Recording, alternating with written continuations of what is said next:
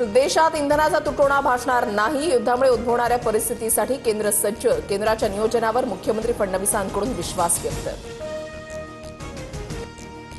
इराणची 1 inch जमीनही कुणाला घेऊ देणार नाही. देशासाठी शेवटच्या श्वासापर्यंत लढू. इराणच्या राष्ट्रपतींचा कडाडता इशारा. इराणच्या आयातुल्ला राजवटीपासून संपूर्ण जगाला धोका. इस्रायलचा विजयच जगाला अणुयुद्धापासून वाचवेल. इस्रायलचे पंतप्रधान बेंजामिन नेतन्याहू यांचं विधान.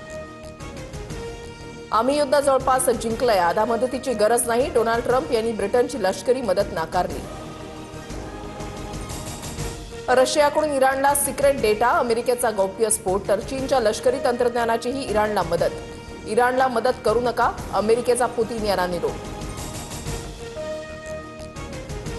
सौदीवर हल्ला झाल्यास सोडणार नाही. पाकचा इराणला इशारा. इराणच्या सीमेवर हालचाली वाढल्या. सौदीमध्ये तैनात असलेलं पाकिस्तानी लष्कर ब्रिगेड सक्रिय. सूत्रांची माहिती.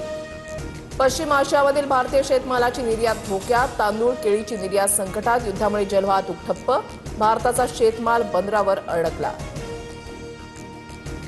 पश्चिम बंगालमधील संथाल परिषदेमधील कार्यक्रम स्थळावरून राष्ट्रपतींची नाराजी. ममता बॅनर्जी मला धाकट्या बहिणीसारख्या.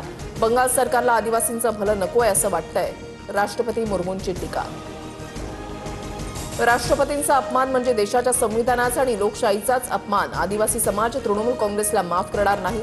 पंतप्रधान मोदींचा ममता बॅनर्जींवर निशाणा. राष्ट्रपतींच्या माध्यमातून भाजपकडून पश्चिम बंगालची बदनामी. प्रतिनिधींच्या अनुपस्थितीबद्दल राष्ट्रपतींना दिलेली माहिती धादांत खोटी. कार्यक्रमातील आरोपांवरून ममता बॅनर्जींचं स्पष्टीकरण. पश्चिम बंगालमधील कार्यक्रमाच्या वादामध्ये केंद्राची उडी. केंद्रानं अहवाल मागवला. राष्ट्रपतींच्या प्रोटोकॉलचं उल्लंघन झाल्याचा ठपका. संध्याकाळी 5 वाजेपर्यंत मुख्य सचिवांना उत्तर देण्याचे आदेश.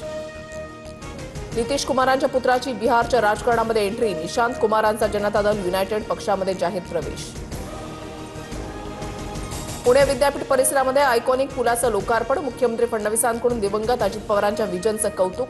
उड्डाण पुलाला दादांचं नाव देण्याचेही संकेत. संतोष देशमुख हत्या प्रकरणातील एक आरोपी 14 महिन्यानंतर जेल बाहेर. आरोपी जयराम चाटेला 1 दिवसासाठी कोर्टाकडून परवानगी. भावाच्या 12व्या विधीसाठी गावी जाणार. महादेव मुंडे हत्या प्रकरणातील नार्को टेस्टचे रिपोर्ट गोपनीय. अहवालाबाबत कुणालाही माहिती दिलेली नाही. अफवांवर विश्वास न ठेवण्याचं विशेष तपास अधिकाऱ्यांचं आवाहन. 10वी-12वी परीक्षेच्या कॉपी प्रकरणामध्ये 81 कर्मचाऱ्यांचं निलंबन. मराठवाड्यामध्ये सर्वाधिक गैरप्रकार आढळले. आतापर्यंत 24 जणांवर गुन्हा दाखल. साताऱ्याच्या बावधनमध्ये बगाड यात्रेचा उत्साह. विठ्ठल कदम यंदाचे मानकरी. बगाड यात्रेचा थरार पाहण्यासाठी भाविकांची मोठी गर्दी.